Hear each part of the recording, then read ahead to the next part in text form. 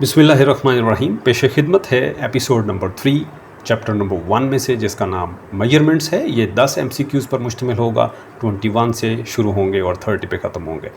शुरू करते हैं MCQs नंबर 21। इसकी स्टेटमेंट कुछ इस तरह से है। If the error in the measurement of radius of a sphere is 1%, then the error in the calculation of its area is. अगर एक स्फीयर के रेडियस की मेजरमेंट में 1% एरर हो तो फिर उस स्फीयर का जो एरिया होगा उसकी कैलकुलेशन में कितना एरर होगा। ऑप्शंस कुछ इस तरह से हैं। A 1%, B 2%, C 3%, D 4%। तो इसमें से कौन सी ऑप्शन सही होगी आपके ख्याल में, आप मुझे बताएं और तब तक मैं आपको इसका करेक्ट आंसर बताता हूं। और इसका आंसर है option B. Option B is correct, that is 2%। अब हमारा अगला सवाल है कि हाउ, कैसे।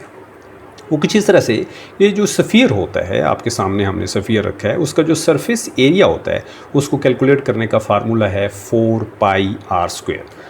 The area of a sphere is calculated by 4πr²। इसका मतलब है इसमें पावर फैक्टर इन्वॉल्व है। एक ऐसा वेरिएबल है जिसके ऊपर स्क्वायर है, तो फिर उस वेरिएबल का नाम है रेडियस और उसके अंदर जो परसेंटेज अनसर्टेनिटी है वो 1 है। तो फिर रूल के मुताबिक जो परसेंटेज अनसर्टेनिटी होगी किसके अंदर, एरिया के अंदर, उसको कैसे कैलकुलेट करेंगे, रेडियस की अनसर्टेनिटी को रेडियस की पावर यानी 2 के साथ मल्टीप्लाई करने पे। तो फिर percentage error in area is equal to 2 कहाँ से आया, रेडियस का जो स्क्वायर है वहाँ से, मल्टीप्लाइड पे परसेंटेज एरर इन रेडियस, और वो कितना है 2 × 1%। ये यहाँ पे दिया हुआ है, तो 2 × 1 2%। तो इस तरह से आपने देखा कि जो सरफेस एरिया है एक स्फीयर का, उसमें जो अनसर्टेनिटी होगी वो 2% होगी। इसी तरह अगर आपसे वॉल्यूम में अनसर्टेनिटी पूछी हो, यानी इसी का एक दूसरा MCQs बन सकता है कि भाई स्फीयर के वॉल्यूम में कितनी अनसर्टेनिटी होगी, तो उसको भी हम ऐसे ही कैलकुलेट करेंगे, लेकिन उसके लिए फार्मूला ये होगा 4/3πr³। तो अब r³ पर चूंकि क्यूब है, लिहाजा रेडियस की जो अनसर्टेनिटी है वो अब की बार 2 से नहीं बल्कि 3 से मल्टीप्लाई होगी। तो इस तरह से percentage error in volume is equal to 3 multiplied by percentage error in radius, that is 3 × 1%, and that is equal to 3%. I hope कि आपको मज़ा आया होगा इस MCQs का। आगे चलते हैं MCQs नंबर 22। स्टेटमेंट देख लेते हैं। The measurement taken by a vernier calliper of least count 0.01 centimetre is 0.45 centimetre. The percentage uncertainty in this measurement is. एक वर्नियर कैलिपर है जिसका लीस्ट काउंट 0.01 सेंटीमीटर दिया हुआ है और उसके साथ कोई मेजरमेंट हम लेते हैं और हमें आंसर कितना मिलता है 0.45 सेंटीमीटर। पूछा यह गया है कि इस मेजरमेंट में कितनी अनसर्टेनिटी है, कौन सी परसेंटेज अनसर्टेनिटी। ऑप्शंस कुछ इस तरह से हैं। A 1.11%, 2.22%, 3.33% एंड ऑप्शन डी है 4.44%। तो करेक्ट आंसर क्या होगा आप सोचकर बताएं, मैं आपको इसका आंसर बताता हूं। आंसर है option B. Option B that is correct, that is 2.22%। Next question क्या है, हाउ, कैसे, अभी बताते हैं। जो परसेंटेज अनसर्टेनिटी है उसको कैलकुलेट करने का तरीका क्या होता है, least count divided by measured value into 100%। अब लीस्ट काउंट कितना दिया हुआ है 0.01 सेंटीमीटर, एज इट इज़ आ गया। मेजर्ड वैल्यू कितनी है 0.45 सेंटीमीटर, उसके साथ डिवाइड होगी। सेंटीमीटर से कैंसिल हो गया। 0.01 को 0.45 से डिवाइड किया और बाद में 100 से मल्टीप्लाई किया। करके देखें, आपको आंसर मिलेगा 2.22%। आई होप कि इसी तरह का अगर कोई और MCQs आपसे पूछा जाता है तो परसेंटेज अनसर्टेनिटी आप आराम से निकाल लेंगे। रूल जो है, फार्मूला याद रहे, लीस्ट काउंट को मेजर्ड वैल्यू से डिवाइड करना है और साथ ही 100% से मल्टीप्लाई करते हैं। Next MCQs number 23। स्टेटमेंट देख लेते हैं। The absolute uncertainty in a measuring instrument is equal to.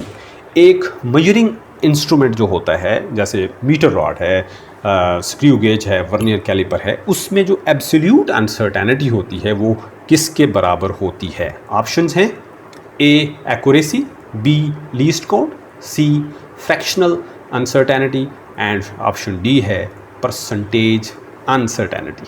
इसका सही आंसर है option B is correct, that is least count.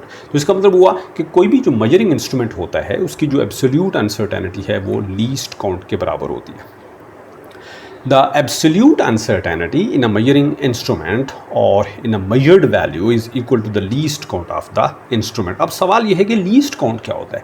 least count वो छोटी सी छोटी वैल्यू होती है जो हम किसी भी डिवाइस के साथ एक्यूरेटली मेजर कर सकते हैं। इसका डेफिनेशन है a smallest value that can be accurately measured by a device is known as its least count। अच्छा, अब least count of different length measuring instruments are, कुछ जो लेंथ मेजर करने के लिए जो इंस्ट्रूमेंट्स हम यूज़ करते हैं उनके लीस्ट काउंट हम आपको बता देते हैं ताकि आपको याद रहे। सबसे पहले है मीटर रॉड, इसका लीस्ट काउंट होता है 0.1 सेंटीमीटर, और अगर मिलीमीटर में पूछा जाए तो इसको 10 से मल्टीप्लाई कर लें तो ये बन जाएगा 1 मिलीमीटर। इसी तरह वर्नियर कैलिपर का लीस्ट काउंट होता है 0.01 सेंटीमीटर और स्क्रू गेज का 0.001 सेंटीमीटर, और अगर मिलीमीटर में हो तो एक एक ज़ीरो कम कर दें सब। नेक्स्ट MCQs पे चलते। 24, इसकी स्टेटमेंट है for total assessment of uncertainty in the result obtained through multiplication the dash are added. जब हम टोटल असेसमेंट की बात करते हैं अनसर्टेनिटी की एक ऐसी वैल्यू के अंदर जहाँ पे हम मल्टीप्लाई कर रहे हैं कुछ चीज़ों को, 2 या 4 3-4 चीज़ों को हम मल्टीप्लाई कर रहे हैं, तो कौन सी चीज़ को ऐड किया जाता है। ऑप्शंस हैं errors, absolute uncertainties, fractional uncertainties या फिर परसेंटेज अनसर्टेनिटीज़। तो ज़रा गौर से देखकर बताएं कि जब हम चीज़ों को मल्टीप्लाई करते हैं तो फाइनल जो आंसर होता है उसमें अनसर्टेनिटी को कैलकुलेट करने के लिए हम किसको ऐड करते हैं। इन 4 ऑप्शंस में से ज़रा गौर से देखकर बताएं, और इसका करेक्ट आंसर है option D, option B, D is correct, that is percentage uncertainties. जी हाँ, जब हम ऐड करते हैं और सब्ट्रैक्ट करते हैं, जब चीज़ों को ऐड किया जाता है या सब्ट्रैक्ट किया जाता है तो हम एब्सोल्यूट अनसर्टेनिटीज़ को जो है वो प्लस करते हैं, लेकिन जब हम चीज़ों को मल्टीप्लाई या डिवाइड करते हैं तो फिर परसेंटेज अनसर्टेनिटीज़ को ऐड किया जाता है। एक और रूल बता दूं कि जब कोई पावर फैक्टर हो, इसका जिक्र हम पहले कर चुके हैं MCQs नंबर 1-2 में, कि जब पावर फैक्टर इन्वॉल्व होता है तो परसेंटेज अनसर्टेनिटी को जिस वेरिएबल की अनसर्टेनिटी की बात कर रहे हैं उसकी पावर के साथ मल्टीप्लाई किया जाता है। तो दोबारा से ज़रा मैं सिंप्लीफाई कर दूँ कि जब चीज़ों को ऐड या सब्ट्रैक्ट करते हैं तो एब्सोल्यूट अनसर्टेनिटीज़ जो कि लीस्ट काउंट के बराबर होती हैं उनको ऐड किया जाता है। जब चीज़ों को मल्टीप्लाई या डिवाइड करते हैं तो फाइनल आंसर में अनसर्टेनिटी निकालने के लिए गिवन वैल्यूज़ की परसेंटेज अनसर्टेनिटीज़ को ऐड किया जाता है, और जब कोई पावर फैक्टर होता है तो फिर परसेंटेज अनसर्टेनिटी कैलकुलेट करने के लिए एरर की जो परसेंटेज एरर है उसको पावर के साथ मल्टीप्लाई किया जाता है। नेक्स्ट MCQs पे चलते हैं। 25, if the error in the measurement of length of a squared sheet is 1%, then the percentage error in the calculation of area will be। एक शीट है जो कि स्क्वेयर्ड है, स्क्वेयर्ड का मतलब है जितनी लेंथ उतनी विड्थ, उसकी लेंथ में जो परसेंटेज एरर है वो 1% है। अब बताया हो या ना बताया हो कि ये परसेंटेज है, साथ चूँकि परसेंट लिखा हुआ है तो इसका मतलब है ये परसेंटेज एरर है, तो फिर उस शीट का जो एरिया होगा उसकी कैलकुलेशन में कितना परसेंटेज एरर होगा। ऑप्शंस ये हैं 1%, 2%, 3% या फिर 4%। The correct answer is option B, option B is correct, that is 2%। वो कैसे देख ले हैं, एरिया जो होता है आपको पता है कि एरिया को कैलकुलेट करने के लिए हम लेंथ को विड्थ से मल्टीप्लाई करते हैं, तो इस तरह से जो परसेंटेज एरर होगा एरिया के अंदर, चूँकि वो मल्टीप्लाई हो रहा है, दो चीज़ें आपस में मल्टीप्लाई हो रही हैं, तो दोनों की जो परसेंटेज जो एरर होगा लेंथ और विड्थ का, दोनों को ऐड किया जाएगा। तो percentage error in area is equal to percentage error in length plus percentage error in width. दोनों चूँकि स्क्वायर्ड शीट है तो लेंथ और विड्थ दोनों इक्वल हैं, तो दोनों की जो परसेंटेज एरर हैं वो भी इक्वल हैं, और वो हैं 1%, 1%। तो इस तरह से ये हो जाएगा 1% plus 1% and that is equal to 2%। आगे चलते MCQs नंबर 26, इसकी स्टेटमेंट कुछ इस तरह से है, 2 measurements x1 equal to 10.5 plus minus 0.1 centimeter and x2 26.8 plus minus 0.1 centimeter are added. The uncertainty in their final answer will be। दो measurements हमें दी हुई है x1 और x2, और ये दोनों लेंथ्स हैं। कहते हैं दोनों को ऐड करते हैं, तो ऐड करने के बाद जो फाइनल आंसर आएगा उसमें कितनी अनसर्टेनिटी होगी। ऑप्शंस ये हैं 0.1 सेंटीमीटर, 0.2 सेंटीमीटर या फिर 0.3 centimetre. The correct answer is option C. Option C is correct, that is 0.2%। कैसे, ये है हमारा मेन क्वेश्चन जिसके ऊपर हम ये सारी बात कर रहे हैं। अदरवाइज MCQs तो किसी भी बुक से मिल जाते हैं। The uncertainty in result while adding or subtracting is found by adding their absolute uncertainties। जब भी हम चीज़ों को ऐड करते हैं या सब्ट्रैक्ट करते हैं तो जो गिवन वैल्यूज़ होती हैं उनकी एब्सोल्यूट अनसर्टेनिटी। अब एब्सोल्यूट अनसर्टेनिटी कौन सी होती है? जो प्लस माइनस के बाद होती है। प्लस माइनस के बाद जो भी होता है ये एब्सोल्यूट अनसर्टेनिटी या फिर लीस्ट काउंट होता है। तो जब हम इन दो चीज़ों को ऐड करेंगे तो इनकी परसेंटेज, इनकी जो एब्सोल्यूट अनसर्टेनिटीज़ हैं वो भी साथ ऐड हो जाएंगी। कैसे, मैं अभी आपको करके दिखाता हूँ। ये देखें जी, हम ऐड कर रहे हैं किसको? इन दोनों वैल्यूज़ को। तो इनकी जो एक एग्जैक्ट वैल्यूज़ हैं वो अलग से ऐड होंगी और इनकी अनसर्टेनिटीज़ अलग से ऐड होंगी। यानी 10.5 में प्लस होगा 26.8 अलग से, प्लस माइनस के बाद जो हैं उनको हम अलग से प्लस करेंगे, यानी 0.1 प्लस 0.1 और ब्रैकेट के बाहर आ गया सेंटीमीटर। अब 10.5 प्लस 26.8 को जब हमने ऐड किया तो आंसर मिला 37.3। प्लस माइनस 0.1 प्लस 0.1 कितना हो गया? 0.2 सेंटीमीटर। इसी तरह अगर हमने सब्ट्रैक्शन करनी हो, यानी सब्ट्रैक्शन तो फिर बड़ी वैल्यू में से छोटी को माइनस करेंगे, तो 26.8 में से 10.5 अलग से माइनस होगा, लेकिन इनकी जो अनसर्टेनिटीज़ हैं वो अब की बार भी ऐड ही होंगी, यानी 0.1 plus 0.1।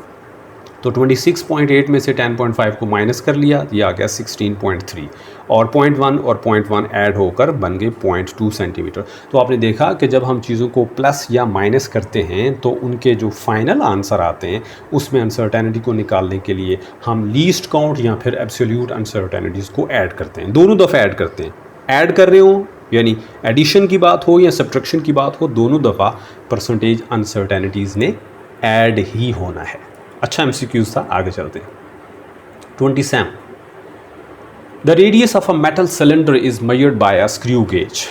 Which of the following will be the accurate value? Screw gauge को यूज़ करते हुए हमने एक मेटल सिलेंडर का रेडियस निकाला है। कहता है कि ये जो हम चार ऑप्शंस देने वाले हैं इनमें से कौन सी ऑप्शंस एक्यूरेट होगी या किसको एक्यूरेट माना जाएगा। ऑप्शंस हैं 3.2 मिलीमीटर, 3.21 मिलीमीटर, 3.215 मिलीमीटर या फिर 3.2150 मिलीमीटर। तो इसका जो करेक्ट आंसर है वो है option B. Option B is correct, that is 3.21 millimetre. वो कैसे? वो इस तरह से कि जो लीस्ट काउंट होता है स्क्रू गेज का मिलीमीटर्स में वो होता है 0.01। तो फिर इसका मतलब वो आपके पॉइंट के बाद कितनी डेसिमल प्लेसेस हैं? 2। तो फिर आप देखें कि इसमें चार जो ऑप्शन दी हुई हैं इनमें से कौन सी ऑप्शन है जिसमें डेसिमल प्लेसेस की तादाद 2 है, यानी पॉइंट के बाद 2 डिजिट्स हैं। तो ऑप्शन बी है जिसमें 2 हैं। ऑप्शन ए में 1, ऑप्शन सी में 3 और ऑप्शन डी में पॉइंट के बाद 4 डेसिमल प्लेसेस हैं। तो 4 वाला भी गलत है, 3 वाला भी गलत है और 1 वाला भी। तो बाकी बचा 3.21 मिलीमीटर। तो इस वजह से the accurate measurement taken by screw gauge will be up to 2 decimal places and thus it is 3.21 millimetre. That is correct option. I hope कि आपको मज़ा आया होगा ये सब MCQs का। अच्छा था, आगे चलते हैं। MCQs number 28 the time of 20 vibrations of simple pendulum is measured by a stopwatch of least count 0.1 seconds as 54.6 seconds. The uncertainty in the time period is। एक सिंपल पेंडुलम है जो कि ऑसिलेट कर रहा है, उसकी 20 वाइब्रेशंस का हम टाइम नोट करते हैं एक स्टॉप वॉच के साथ जिसका लीस्ट काउंट 0.1 सेकेंड है। हमें आंसर कितना मिलता है? 54.6 सेकेंड्स। बताया जाए कि इस टाइम पीरियड में कितनी अनसर्टेनिटी होगी। याद रहे टाइम पीरियड का मतलब होता है the time taken by a simple pendulum to complete one oscillation। अच्छा जी, ऑप्शंस कुछ इस तरह से हैं 0.01 सेकेंड्स, 0.001 सेकेंड, 0.003 सेकेंड या फिर 0.005 seconds. Correct option is option D. Option D is correct, that is 0.005 seconds. और कैसे ये बताया जाए, यही तो हम बताने वाले हैं। The uncertainty in timing experiment is found by dividing the least count with number of vibrations और ऑसिलेशन। याद रहे कि जब भी आप टाइमिंग एक्सपेरिमेंट की बात कर रहे हैं तो आपको जब अनसर्टेनिटी को कैलकुलेट करने की बारी आए तो आपको दो चीज़ें चाहिए। नंबर वन, उस डिवाइस का लीस्ट काउंट जिसके साथ आप टाइम नोट कर रहे हैं। Number two, number of vibrations, जितनी वाइब्रेशन या फिर ऑसिलेशंस आपने नोट की हैं। अब ये दोनों चीज़ें हमारे पास हैं। स्टॉप वॉच का लीस्ट काउंट है 0.1 सेकेंड और जो वाइब्रेशंस हमने नोट की हैं वो हैं 20। तो अब करना ये है कि आपने लीस्ट काउंट यानी 0.1 को नंबर ऑफ़ वाइब्रेशंस 20 के साथ डिवाइड कर देना। तो 0.1 divided by 20, answer will be 0.005 seconds. एक और चीज़ आपको बताता चलूँ कि अगर आप इस अनसर्टेनिटी को कम करना चाहते हैं तो इसका वाहिद हल एक ही है और वो है कि नंबर ऑफ़ वाइब्रेशंस को बढ़ाया जाए। जितनी वाइब्रेशंस बढ़ती जाएंगी लीस्ट काउंट उतना ज़्यादा वैल्यू के साथ डिवाइड होगा और अनसर्टेनिटी उतनी कम होती चली जाएगी। ये भी एक बजाते खुद एक MCQs है जो मैंने आपको बताया। आगे चलते हैं MCQs नंबर 29। इसकी स्टेटमेंट कुछ इस तरह से है, the thickness of a sheet is measured by a metre rod, vernier caliper and screw gauge separately. The measurement taken by dash is more precise. एक शीट है, मेटल शीट है, उसकी थिकनेस को हम मेजर करते हैं बारी बारी तीन चीज़ों के साथ, मीटर रॉड के साथ अलग से, वर्नियर कैलिपर और स्क्रू गेज के साथ अलग से। कहता है कौन सी जो मेजरमेंट है वो ज़्यादा प्रिसाइज होगी, मीटर रॉड के साथ ली गई मेजरमेंट, स्क्रू गेज या फिर वर्नियर कैलिपर या फिर ऑल ऑफ दीज।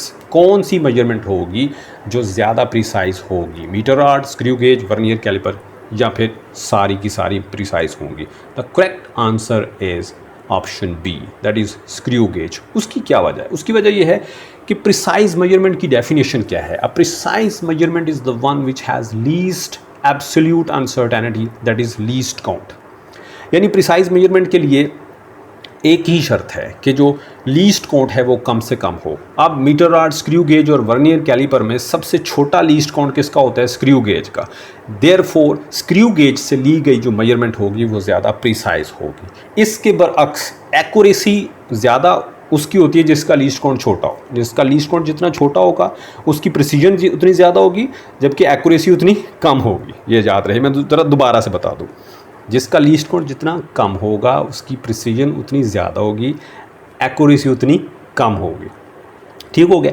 अच्छा, अब the measurement taken by a screw gauge will be more precise. लेकिन अगर एक्यूरेसी की बात की जाती है तो मीटर रॉड जिसका लीस्ट काउंट सबसे बड़ा है उसकी एक्यूरेसी सबसे ज़्यादा होती। ठीक हो गया?